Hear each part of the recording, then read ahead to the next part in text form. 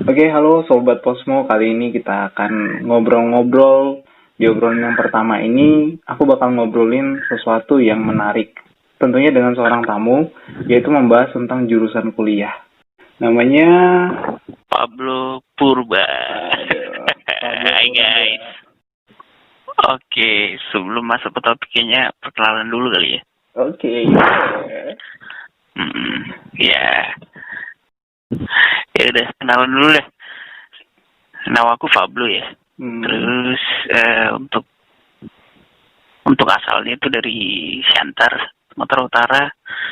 Terus SMA-nya dulu di SMA 1 Panembahan Paneh, Simalungun ya.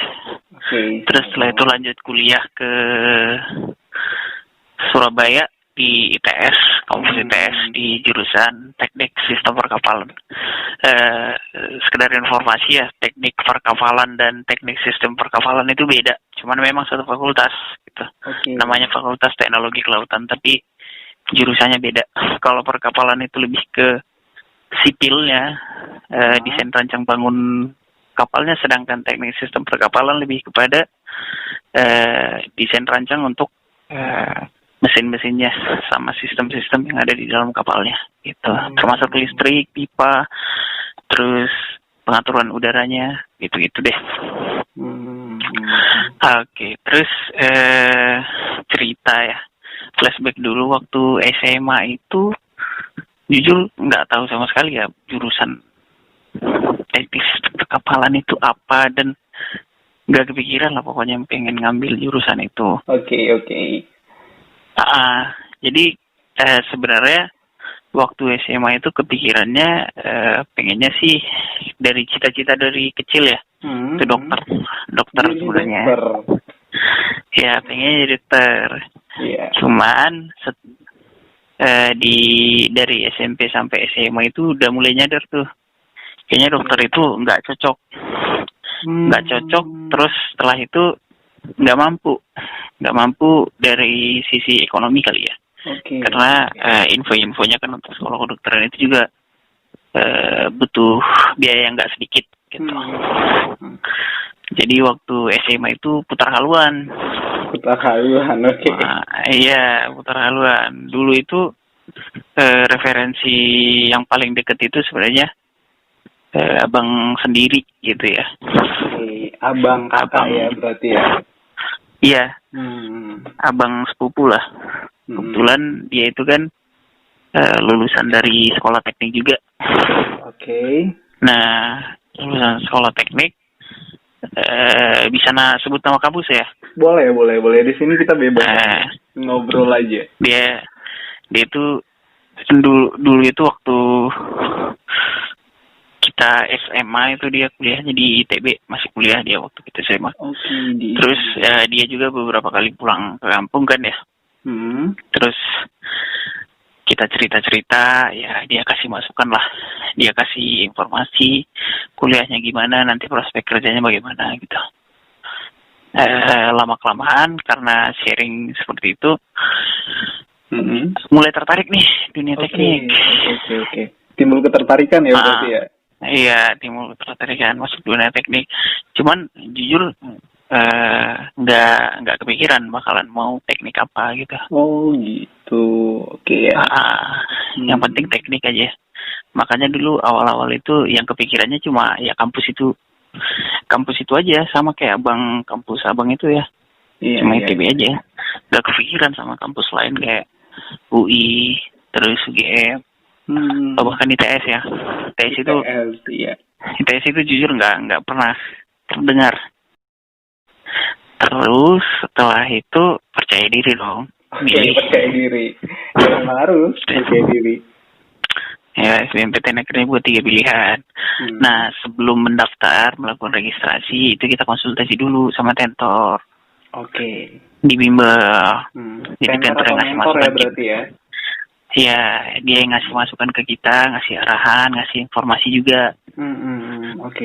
Jadi kan dulu sebenarnya kan nggak tahu nih pengen teknik apa. Yang penting sebenarnya aku itu fokusnya dulu di pilihan 1 itu aja. Pilihan 2 ini kayak yang nggak ngerti lah mau ngambil apa, pokoknya terserah ada gitu. Nah, tenter ngeliat tuh tiba-tibanya ITB, terus dikasih masukan. Akhirnya pilihan yang ketiga kemarin itu aku masih ingat itu FITB ya, pilihan ketiga aku. Akhirnya itu diganti, digusur, digeser. Terus disuruh pilih dari kampus lain. Nah, dan dari kampus lain aku juga awalnya kan dari kampus lain nggak ngerti. Kampus lain apa jurusannya gitu, nggak pernah memandang kampus lain. Jadi dari dulu fokusnya ke satu kampus aja gitu. Ini aja. Terus setelah itu nanya, aku balikin lagi sama tentornya. Ini jurusan apa yang bagus di kampus lain? Terus ditanya, kamu maunya kemana? Terus aku bilang, aku mau keliling dunia. Itu sepertinya tujuan semua orang, Pak. Aku mau keliling dunia, gue bilang. Ya udah naik kapal lah kalau mau keliling dunia, katanya. Ya udah ambil teknik perkapalan lah, katanya. Di mana? Gue bilang di ITS. Teknik perkapalan, gue bilang di ITS di mana? Surabaya, katanya. Oh, teknologi Surabaya, katanya. Akhirnya kemarin itu ngelihat lagi, review lagi jurusan fakultas untuk perkapalannya, ternyata ada teknik sistem perkapalan gitu. Oh iya, sistem perkapalan. Iya, teknik sistem perkapalan. Akhirnya mendaftar lah di situ. Dan sialnya lulusnya di situ. Pilihan ketiga akhirnya ya. Bener. Cuman kemarin itu sebelum pengumuman sempat juga takut gitu ya. Jadi nyoba UMGM kemarin tuh di Pekanbaru. UMGM ya. Iya, jadi sebelum pengumuman kemarin kan selesai SBMPTN kan pengumumannya itu sebulan ya. Nah, sebelum nunggu pengumuman tuh nyoba UMGM lagi gitu. Oke. Kan tadi kalau ternyata mengambil jurusan-jurusan yang tadi itu adalah keinginan untuk mencontoh orang yang ada di dekat kita gitu. Nah, karena dia mungkin kelihatannya keren ya dengan jurusannya, makanya kita akhirnya ambil gitu. Nah, tapi penting nggak sih kita sendiri juga tahu prospek jurusan kita itu sebelum kita ngambil satu jurusan di universitas? Kalau menurutku pribadi sih penting banget ya. Karena apa ya? Ini kan tentang masa depan nih. Masa kita dalam meniti masa depan itu kan kita perlu tahu nih langkah apa yang perlu kita ambil. Sama kayak ketika kita pengen ngambil jurusan di kuliah, kita perlu tahu dulu nih pengennya kemana gitu. Biar nanti jangan sampai kita salah ngambil jalan gitu. Cuman untuk pengalaman pribadi sih aku ya. Kalau untuk jurusan itu masih dulu ya, kondisi saat itu memang kekurangan banget informasi ya, karena keterbatasan internet. Iya, ruang lingkup pergaulan yang kurang banyak. Jujur, waktu itu kurang banyak bergaul sama orang-orang, walaupun dulu bimbel, tapi nggak terlalu banyak bersosialisasi sama orang gitu. Jadi dulu waktu bimbel temannya itu aja terus. Jadi kurang banyak tahu. Gitu. Nah, apakah penting untuk mengetahui atau mengenal kampus atau jurusan yang kita pilih nanti? Penting karena ya. itu salah satu nanti yang akan jadi syarat administrasi pertama kemana kita bakalan berkarir sebagai orang profesional ya. Oke. Beda lagi kalau kita pengen jadi pengusaha. Kalau pengusaha ya udah gitu. Iya, kalau kuliah jurusan apa juga kayaknya masuk aja kali ya. Iya, bisa gitu. Yeah. Cuman kalau untuk memang berkarir secara profesional itu butuh background lah. Gitu. Iya. Makanya kita penting untuk mencari tahu itu prospek kerjanya nanti kemana. Kerjanya jadi apa, apalagi untuk pekerjaan atau jurusan-jurusan yang spesifik kayak kedokteran, gitu. Iya. Itu kan spesifik ya, kerjanya nanti bakalan ke situ. Emang ada kedokteran terus jadi manajer bank kan nggak ada. Iya. Karena dia profesi kan ya, jadi memang dilatih untuk itu gitu ya. Iya benar. Oke, pertanyaan yang kedua nih.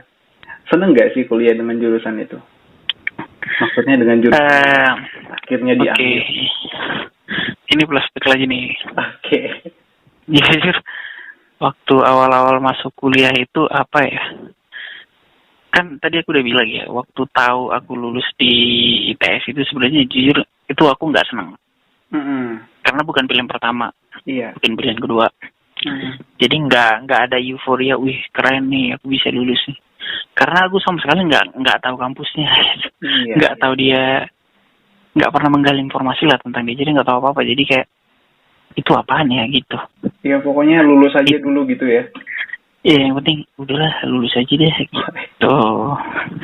Nah makanya kalau dibilang awal-awal seneng nggak sih, jujur sampai tamat biasa aja, nggak dapet feel-nya. Oke, biasa ya? Aja. Nggak ada rasa bangganya gitu.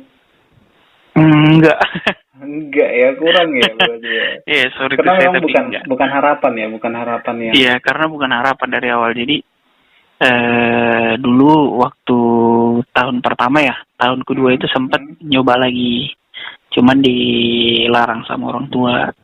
Sayang katanya, nanggung setahun, ya udah deh. Lebih memilih berbakti ke orang tua aja gitu. Akhirnya dilanjutkan sampai selesai. Cuman mungkin aku itu bukan termasuk orang yang goblok-goblok banget gitu. Jadi walaupun nggak suka masih tetap bisa nyambung gitu. Kalau dia jahatin masih nyambung gitu, walaupun nggak suka gitu. Banyak ya orang itu apa namanya, walaupun dia suka tapi susah banget belajarnya gitu, susah nangkep. Kalau kebetulan nih syukur nih dikasih kemampuan kayak gini dari Tuhan ya. Jadi walaupun nggak suka tetap masih bisa berjuang lah untuk masalah secara akademik aja ya. Cuman kalau dibilang excited enggak sama sekali gitu. Dan itu tercermin dari IPK yang lulus pas-pasan gitu. Jadi memang seperti tanggung jawab untuk menyelesaikan apa yang udah dimulai aja ya berarti ya. Gitu. Itu lebih kepada tanggung jawab aja, dari awal udah milih ini ya udah diselesain. Cuman menyelesaikannya juga jangan jelek-jelek banget gitu ya. Itu kelihatan kayak nggak ada usahanya sama sekali. Ya tercermin lah untuk apa? Untuk standarisasi lulus lah gitu. Dan IPK juga cukup lah gitu, nggak jelek-jelek amat walaupun nggak suka gitu. Kan yang paling apa namanya, kan bukan masalah suka atau nggak suka ya dalam menjalani sesuatu, yang penting kan tanggung jawab kita di mana kan itu ya. Iya. Nah tantangan paling beratnya ya di situ, mengatasi ketidaksukaan itu. Lama kuliah itu yang paling sulit gitu. Jadi ketika kuliah itu apakah punya ekspektasi setelah lulus atau enggak, karena mungkin tidak sesuai dengan harapan ya jurusannya? Pastinya ada. Dulu sih ekspektasinya waktu kuliah itu, jujur waktu kuliah itu aku itu lebih fokus ke bisnis ya, karena lebih menghasilkan duit gitu ya, dan bisa membuat aku bertahan lah di Surabaya. Jadi ekspektasinya lebih ke situ, mengarah ke situ. Sedangkan kuliah ini hanya sebagai komplementer aja, pelengkap gitu. Jadi sempat kayak mau pindah jalur sebagai wirausaha, tapi tiba-tiba ya tetap kuliahnya tetap jalan gitu ya. Iya, karena ya lebih ke balik tadi, tanggung jawab itu yang penting. Di mana-mana seorang pengusaha atau siapapun kalau nggak punya tanggung jawab udah nggak bisa jadi apa-apa udah. Oke. Itu lebih ke situ aja sih, tanggung jawab. Jadi memang tanggung jawab itu adalah sikap yang paling penting.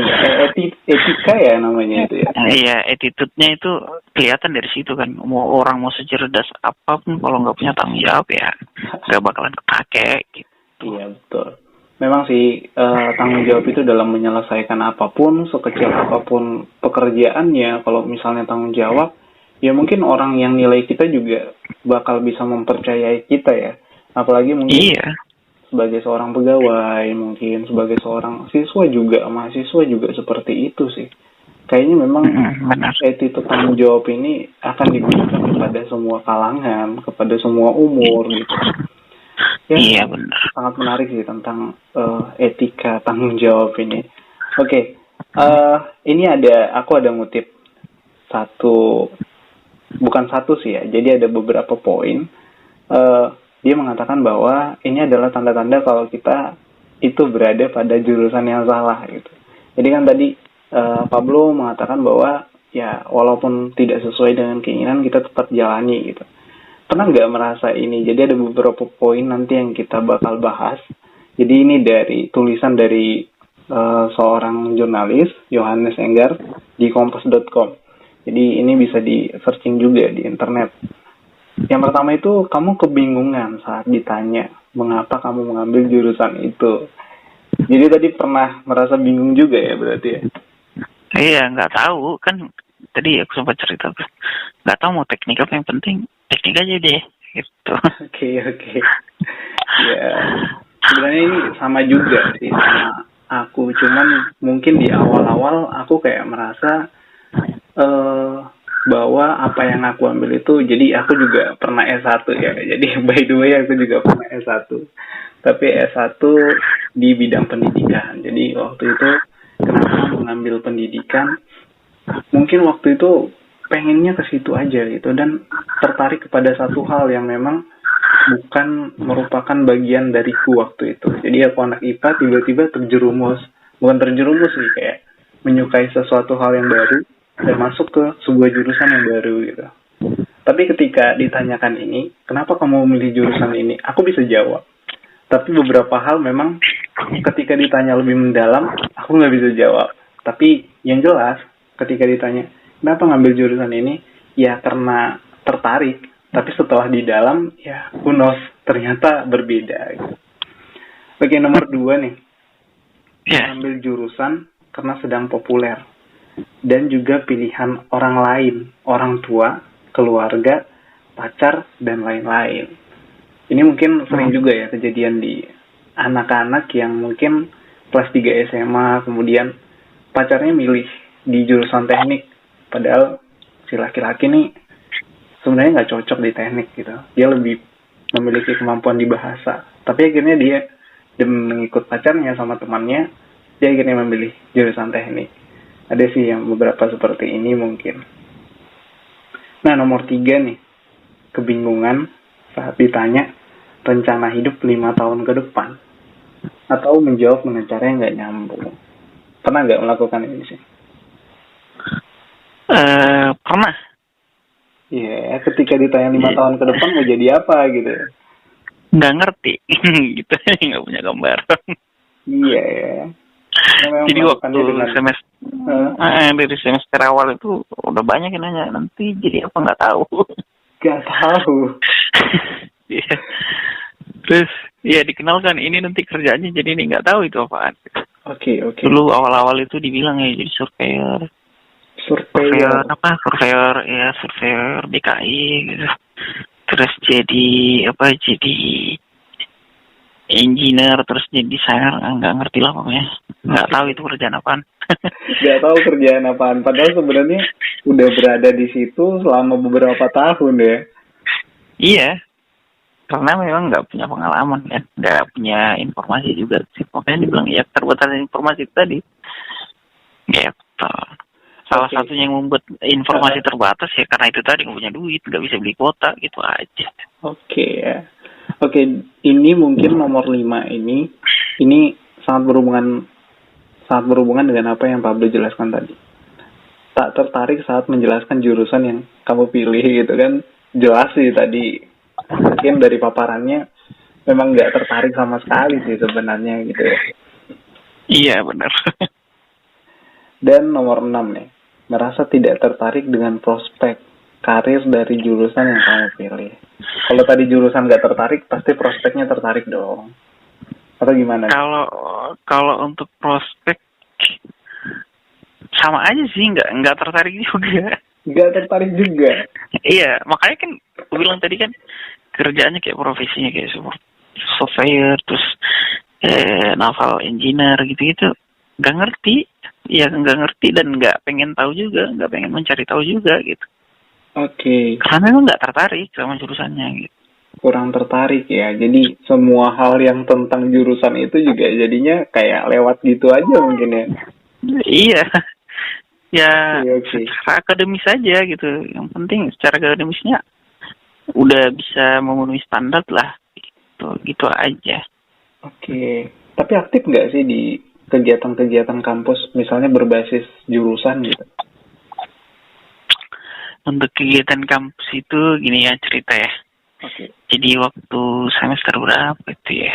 Semester 5 kalau nggak salah. Semester 4 kalau nggak salah ya. Semester 4 itu aku gabung ke salah satu tim. Itu namanya tim Marine Solar Boot ya. Oke. Itu aku nggak tahu juga itu kok kepilih gitu ya. Padahal iseng-iseng doang isi. Ya kan di mading tuh isi namanya tulisin aja tuh, terserah aku tulisin aja namanya kan. Terus setelah itu ada ujiannya. Oke. Ada ujiannya, terus setelah itu wawancara. Dan akhirnya nggak tahu kenapa kok bisa lulus gitu. Padahal ya random aja, jawab aja gitu.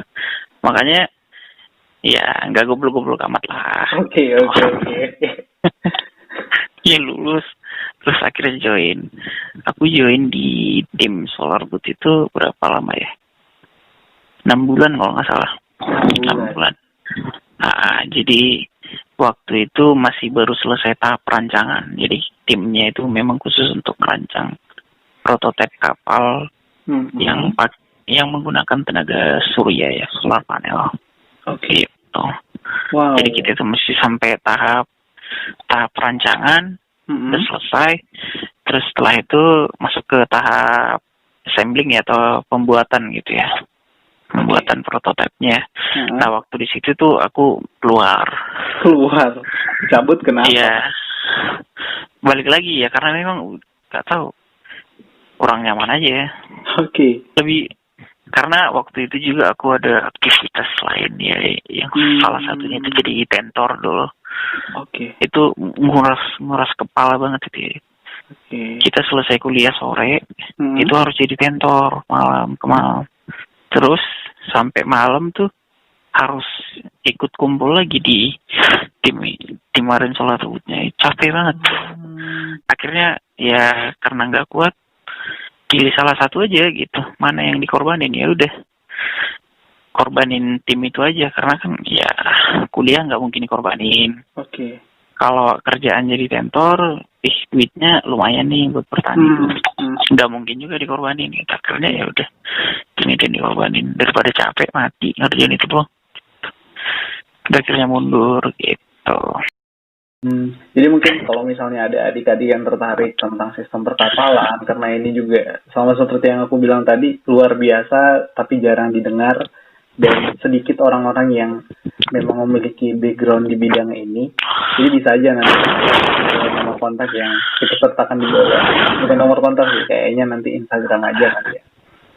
Supaya nanya tentang sistem teknik perkapalan itu seperti apa, kemudian setelah kerja nanti gimana. Meskipun sebenarnya Pablo bilang tadi bahwa dia sebenarnya awalnya kurang tertarik sih, tapi kan sekarang kan akhirnya diselesaikan dengan tuntas ya perkuliahan. Iya, lumayan lah, masih dapat predikat apa sih, sangat baik ya. Kalau di kampus itu ada, kalau nggak salah paling atas itu dengan pujian, terus sangat baik, cukup, gitu kan ya? Iya. Kayaknya dengan pujian itu paling atas. Enggak, masih sangat baik aja gitu. Oke. Oke, nggak apa-apa ya. Mungkin sebenarnya gini juga ya, yang aku lihat ya, kalau orang-orang teknik itu kalau udah memiliki ya, misalnya IP di atas 3 itu ya rasanya udah hebat sih. Karena beberapa pengalaman dari teman-teman yang kuliah di teknik juga di universitasku itu dapat 3 aja ya, mereka juga cukup sulit ya. Mereka bilang juga agak sulit sih ngambil 3 gitu. Jadi rasanya kalau udah dapat 3 itu ya udah bagus sih sebenarnya gitu. Itu sih info yang aku dapat sih. Kalau menurut Pablo itu biasa aja yang Pablo dapatkan sekarang. Kalau menurutku sih 3 itu rasanya udah oke lah untuk anak teknik gitu. Ya mungkin beda-beda kali ya tiap kampus ya persepsinya ya.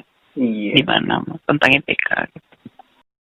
Pablo punya tips nggak untuk orang-orang yang ada di luar sana yang mungkin lagi bingung mau memilih jurusan apa yang akan mereka pilih supaya mereka itu nanti bisa senang menjalani kuliah? Tips ya. Iya. Yang paling penting itu sih tips kalau pengen nyaman, senang ngejalanin perkuliahan, ya cari aja yang sesuai sama passion, cari apa yang sesuai sama yang disukai gitu loh. Terus sama apa yang kita bisa gitu. Makanya lihat ke diri sendiri dulu, bisanya apa. Terus senangnya ngebahas apa nih kalau ngomong sama orang, tertarik sama apa nih gitu. Kan bisa dilihat tuh dari kebiasaan kita sehari-hari ngapain. Misalnya kebiasaan kita nih bertani, nih kita tahu nih bertani gitu. Ya udah ambil jurusan yang sesuai itu juga, jadi bisa lebih dikembangkan lah ketika di perkuliahan gitu. Nah ini ngeliat tentang yang namanya passion berarti ya Pap ya, tentang passion dan kesukaan. Nah kayaknya ini bakal kita bahas lagi tentang passion, karena banyak orang juga yang kuliah tapi nggak tahu itu passionnya di mana. Nanti akan kita bahas dalam sesi yang lain, yang mungkin dengan lain kondisi. Mungkin kita nanti akan cari juga ya orang-orang yang dengan pandangan yang berbeda dengan kita gitu. Gimana sih pandangan mereka tentang passion? Apakah mereka udah dapatkan passion mereka? Dan gimana sih rasanya bekerja sesuai dengan passionnya gitu? Ini pasti menarik. Iya, boleh. Oke, untuk malam ini untuk semua informasi yang diberikan mungkin orang-orang yang ada yang membutuhkan gitu ya, edukasi yang Pablo berikan. Itu aja untuk hari ini. Makasih Pablo.